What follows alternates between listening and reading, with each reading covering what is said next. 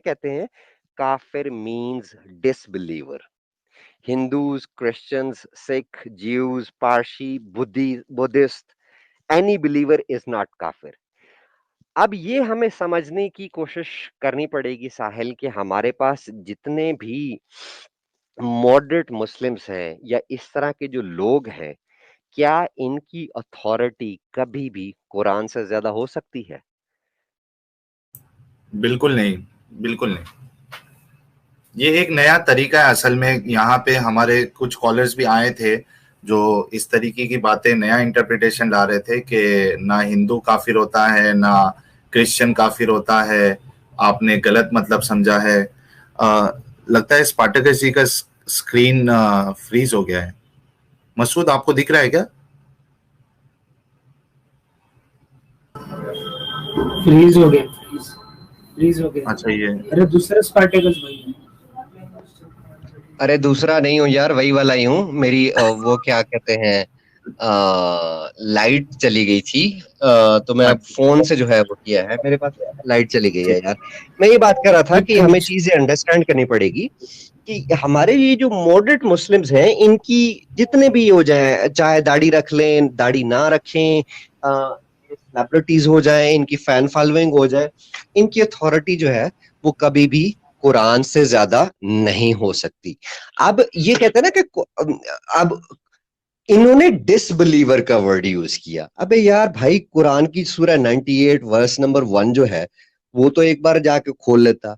सूरह 98 की verse number 6 जो है वो जाके खोल लेता, कि जहां पर वो काफिरों को, अहले किताब को काफिर कह रहा है और वहां पे मुशरिकीन को काफिर कह रहा है कुरान।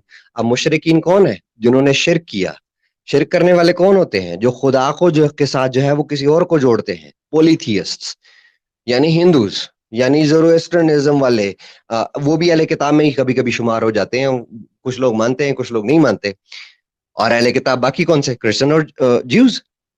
उनको तो वो कह रहा है कि कुरान कह रहा है कि ये आ, आसमान के नीचे जो वो बदतरीन मखलूक है, ये काफिर है। तो ये लेबल हमारे साथ खेलना बंद कर दें यार, मेहरबानी करें। बस 70 साल से बहुत जो है वो बेवकूफ बना लिया आप लोगों ने इंडियंस को, इंडियन अवाम को। बस कर दें। ये मॉडरेट मुस्लिम, मॉडरेट इस्लाम, लिबरल इस्लाम कुछ नहीं होता। आज मुझे एक साहिल, आपने दिया है प्लेटफॉर्म तो मुझे जितना बोल सकता हूं मैं आज बोलूंगा। निकिता जी, बिल्कुल, तोमार का बिल्कुल। कातिल, निकिता तोमार का कातिल कौन था? उसका नाम तौफीक या तौसीक जो भी था ना, यही नाम था ना उसका। हम्म। लेकिन उसके उसके मर्डरर का नाम तो शायद वो होगा, कोई तौफीक या जो भी होगा। लेकिन उसे कत्ल आपने किया है साहिल, उसे कत्ल मैंने किया है। उसे कत्ल हर उस बंदे ने किया है जो ये बिलीव करता है कि इस्लाम, मुस्लिम जो है वो रिफॉर्मिस्ट भी हो सकते हैं, मुस्लिम लिबरल्स भी हो सकते हैं। क्यों? क्यों ये पॉसिबल नहीं है? वो इसलिए पॉसिबल नहीं है कि इस्लाम आपको बचपन से जो चीज आपके पल्ले डालता रहता है ना, वो एक टाइम आता है जब वापस किक इन करती है। थोड़े टाइम के लिए आप दुनिया की रंगीनियों में, सोसाइटी में, इकोनॉमी में, लाइफस्टाइल में बिजी हो जाते हैं।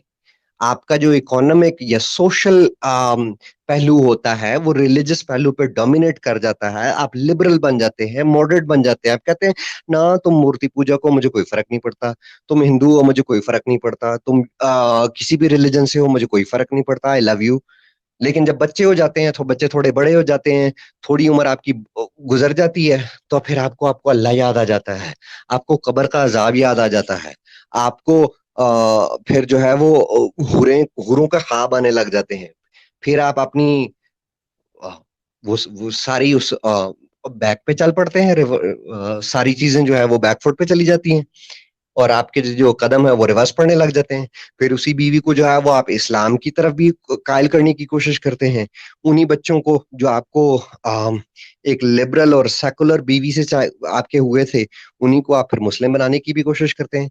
अरे यार, ये तो घर घर के वाक्य हैं। आपको अभी कुछ दिन पहले मिला होगा वो एक, क्या नाम था, म्यूजिशियन साजिद खान के, वाजिद खान, जिसकी डेथ हुई थी।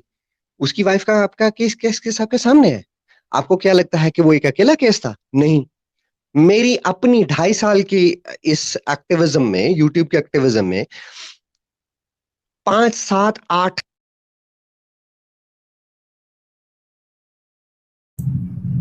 शायद स्पार्टकस ड्रॉप हो चुके हैं, इंटरनेट कनेक्शन का शायद कुछ इश्यू होगा। शायद वही लग रहा है, इंटरनेट का इशू होगा या फिर लाइट आ गया होगा तब वो स्विच करेंगे।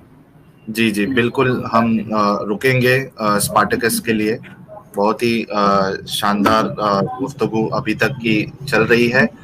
दोस्तों, आप सभी से रिक्वेस्ट है, 361 लोग देख रहे हैं, वीडियो को लाइक कर दें, शेयर कर दें वीडियो को लाइक कर दें, शेयर कर दें, और जितने नए व्यूवर्स हैं वो चैनल को सब्सक्राइब कर ले। Hemant Sarang ji, good day. Good day biscuit नहीं, गुड डे। ऑलमोसो जी भी देख रहे हैं हमको। ऑलमोसो, वेलकम जी। स्पार्टकस, कनेक्शन शायद आपका ड्रॉप हो गया। हाँ ठीक है, मेरी वो लाइट वापस आ गई थी। मैंने अपना पॉइंट कंक्लूड कर दिया है कि there is no such thing as liberal Islam. मुझे आप लोग बात करो, मुझे 1 मिनट की ब्रेक दो, मैं फिर बाकी अगले टॉपिक पर मैं बात करता हूँ। बिल्कुल बिल्कुल, आप लोग बिल्कुल आप ब्रेक कीजिए जी। तो कंटिन्यू करें आगे का। You want more time Spartacus? यार मेरे पास एक चीज और है बोलने के लिए, बल्कि मैं ये कहना भी चाह रहा था, उसी पिछले टॉपिक से ही जुड़ी हुई है। वो ये चीज मैं कहना चाह रहा था साहिल कि हम ये देखें कि जब हमने एक्टिविज्म स्टार्ट किया था तो 4-5 लोग थे, लेकिन हमारी इस जो मेरे लिए एज अ फेमिनिस्ट बहुत जबरदस्त मुझे जो चीज इनकरेज करती है, अच्छी लगती है, सर जी हजरत इब्राहिम अलैहिस्सलाम, तुसी अपने आप ਨੂੰ म्यूट कर लो, ਤੁਹਾਡੀ ਮਿਹਰਬਾਨੀ। मैंने म्यूट कर दिया है। मेरे ख्याल में ये फिर आपकी बैकग्राउंड है। तो वो उस हमारे यहाँ हमारी इस मूवमेंट में बहुत सारी लेडीज जुड़ी हैं, खवातीन जुड़ी हैं, महिलाएं जुड़ी हैं। ये बहुत अच्छा काम हुआ है। अब जब ये स्टार्ट हुई थी, कुछ इसमें से कुछ 2-3 ने मेरे साथ कांटेक्ट भी किया था कि हमने ये स्टार्ट किया है, ऐसे किया है, वैसे किया। तो मैंने इन सबको एक चीज बोली थी कि ये राह चुनना एक्टिविज्म की जो है वो बहुत आसान है। आप बैठ के गूगल पे अकाउंट क्रिएट कर दें, यूट्यूब का अकाउंट क्रिएट कर दें, आके एक वीडियो बना दें, आप एक्टिविस्ट हो गए। एक्टिविस्ट होना मुश्किल नहीं है, एक्टिविस्ट रहना बहुत मुश्किल है। वो इसलिए मुश्किल है कि उसमें उस सफर में आपको बहुत सारे डिसएग्रीमेंट्स देखने को मिलेंगे अपने ही साथियों के साथ, बहुत सारी अब्यूज फेस करनी पड़ेगी, डिस्क्रिमिनेशन फेस करनी पड़ेगी। इनफैक्ट के एक वर्ड मैं शायद नहीं बोलना चाहिए, लिटरली आपको बहुत तकलीफ का सामना करना पड़ेगा अपने व्यूअर्स के थ्रू, फॉलोअर्स के थ्रू, सब्सक्राइबर्स के थ्रू और उन लोगों के थ्रू जो आपसे इख्तलाफ करते हैं, आपसे डिफरेंस ऑफ ओपिनियन रखते हैं।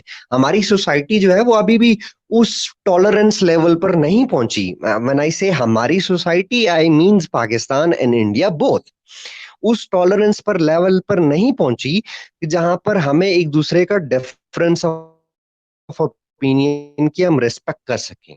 आज हमारा थोड़ा सा डिफरेंस हो जाता है ना, तो एक दूसरे के ऊपर हम 2 फतवे लगा देते हैं, या तो तुम गद्दार हो, या तो तुम जो है वो हमारे वो जो अगर किसी रिलीजन को फॉलो करते हैं तो तुम हमारे फिरके से ही नहीं हो, तुम हमारे मजहब से ही नहीं हो, तुम हमारे ही नहीं हो।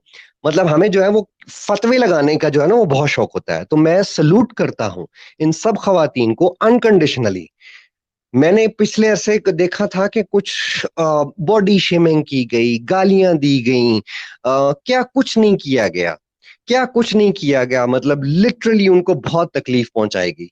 लेकिन सैल्यूट है उनको जिन्होंने फिर भी उन्होंने कहा कि नहीं, हम एक्टिविज्म करेंगे, हम इस्लाम के अगेंस्ट बोलेंगे, हम ह्यूमन राइट्स पे, वुमेन राइट्स पे बोलेंगे। तो मेरा ये मैसेज था उन सबको, भले उनमें से जितनी भी किसी के साथ अगर मेरी भी डिफरेंस ऑफ ओपिनियन है, I salute to all of you and thank you for your activism, keep it up.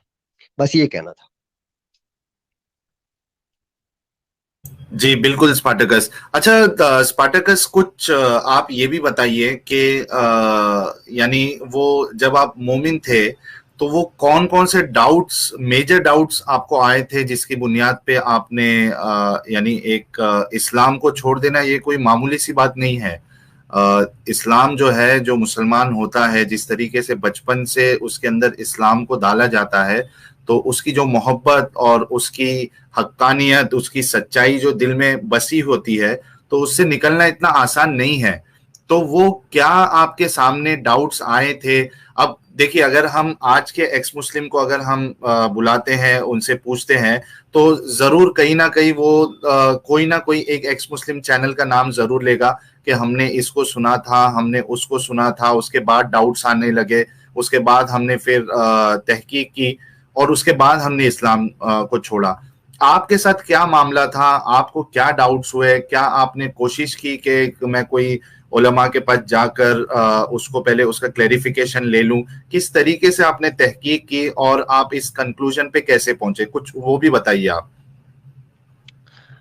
साहिल, हर इंसान की लाइफ में अगर आप एक्स मुस्लिम हैं तो इस बात का आप सेकंड करेंगे कि हम लोगों की लाइफ में जो ये जर्नी स्टार्ट होता है वो एक ट्रिगर मोमेंट से स्टार्ट होता है। और जरूरी नहीं है कि वो ट्रिगर मोमेंट सिर्फ रिलीजन के हवाले से ही हो या रिलीजन की कोई चीज आपको ट्रिगर कर सकती हो। आपकी वो ट्रिगर मोमेंट घर से भी शुरू हो सकती है। ह्यूमन बिहेवियर की बात कर रहा था कि कैसे इस्लाम ह्यूमन बिहेवियर को ऑल्टर करता है और सारी जिंदगी जो है वो बच्चा पैदा होने के साथ ही जो है वो इस्लामिक नैरेटिव बिल्डिंग शुरू हो जाती है बच्चे के कान में अजान से ही। उसी तरीके से जो सबसे पहली जो डिस्क्रिमिनेशन मैंने देखी थी वो अपनी फैमिली में ही देख ली थी। कि अगर लड़के हैं तो सुबह नाश्ते में लड़कों को पूरा अंडा मिलेगा उबला हुआ, क्योंकि लड़के ने घर चलाना है, स्कूल जाना है, उसको ताकतवर बनना है, उसने मैन ऑफ द हाउस होना है। लेकिन अगर वहीं पर लड़कियां हैं, 2 लड़कियां हैं, तो उन 2 लड़कियों को जो है वो आधा-आधा अंडा मिलेगा। क्यों आधा-आधा मिलने लगा? कि पराए घर की अमानत हो।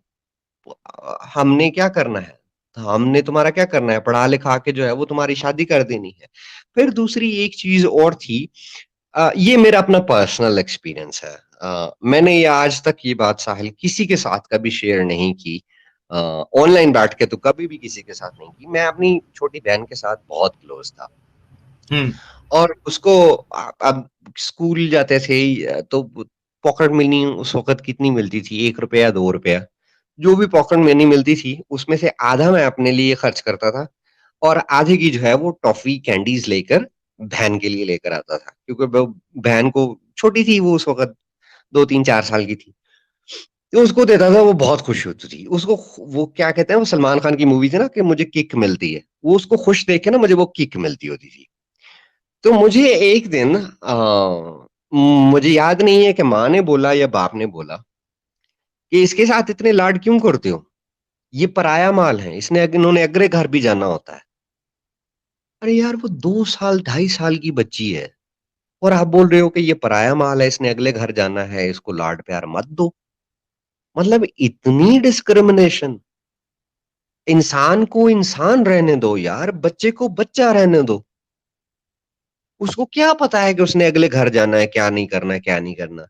तो एक ये it it was one of the trigger moment. मैंने इसका कभी किसी के साथ जिक्र नहीं किया, बट आई थॉट कि आई शुड शेयर दिस कि इस्लाम किस तरीके से जो है आपके ज़हनों को जो है वो इंसानी ज़हन को एक जानवर सा बना देता है, एक रोबोट सा बना देता है कि जिसको बच्चा हँसता खेलता बच्चा नहीं दिखाई देता, उसको एक ब्राइड दिखाई देती है कि ये किसी की ब्राइड है, उनकी रिस्पॉन्सिबिलिटी है। सोचें, ये पेरेंट्स की फीलिंग्स हैं और ये किसी सिर्फ मेरे पेरेंट्स की फीलिंग्स नहीं है, ये 70, 80, 90 लोगों की जो है, 90% लोगों की फीलिंग्स हैं, पेरेंट्स की पर्टिकुलरली।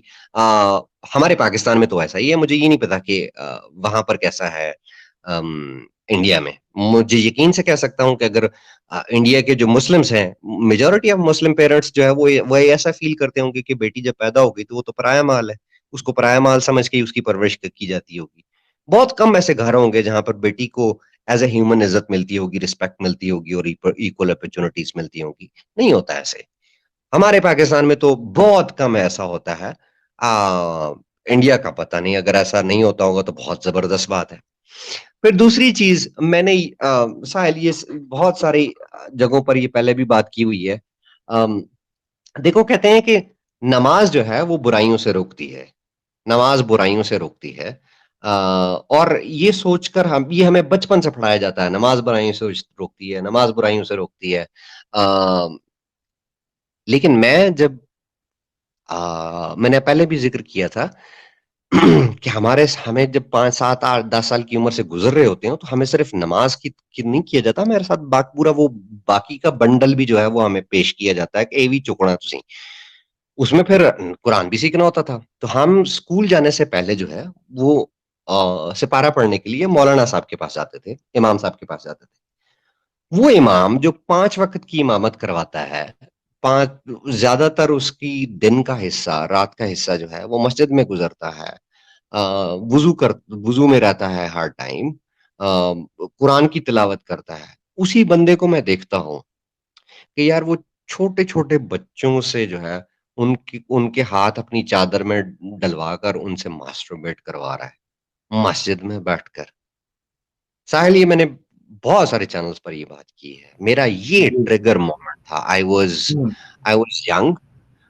लेकिन फिर ये ऐसा थोड़ी ना हुआ कि मैं उसी वक़्त ही कोई मुल्हिद हो गया या एथियस्ट हो गया, नहीं। ये ट्रिगर हम्म, मोमेंट था। फिर उसमें मेरा जो पहला जर्नी था ना, वो ये नहीं था कि मैंने अब मौलवी को जो है वो मास्टरबेट करवाते देख लिया तो मैंने जो है वो इस्लाम को छोड़ना है।